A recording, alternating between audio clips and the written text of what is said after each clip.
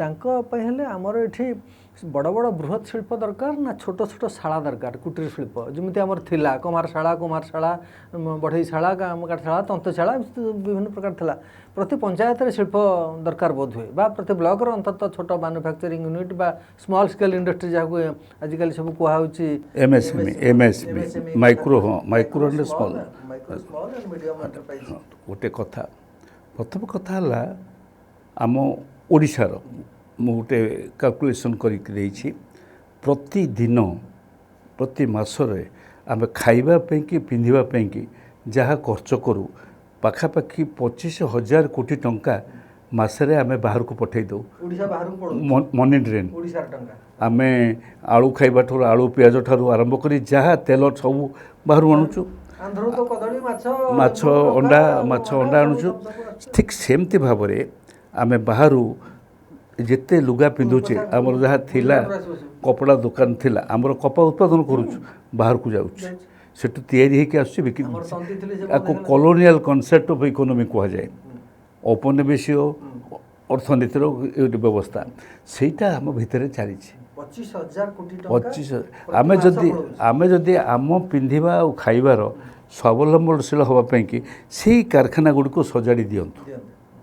विचार करा जाऊ आग एते टंका जो बाहर को जाऊँगी रोकीगला आम लोक मैंने काम पाते आमर सूरट जावा दरकार पड़ता नहीं आमर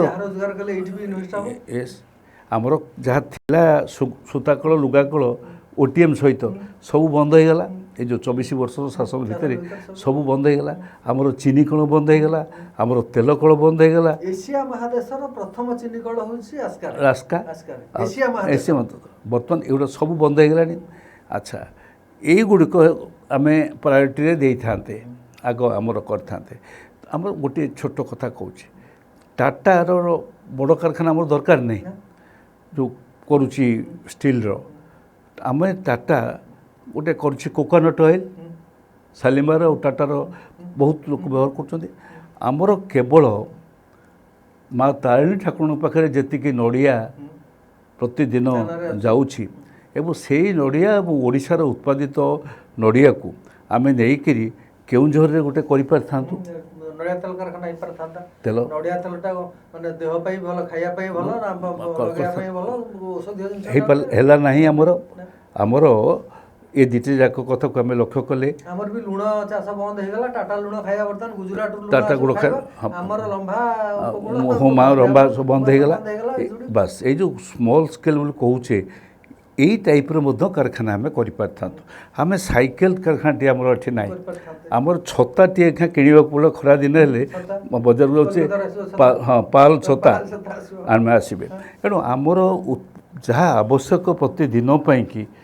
से शिल्प गुड़िक आग दरकार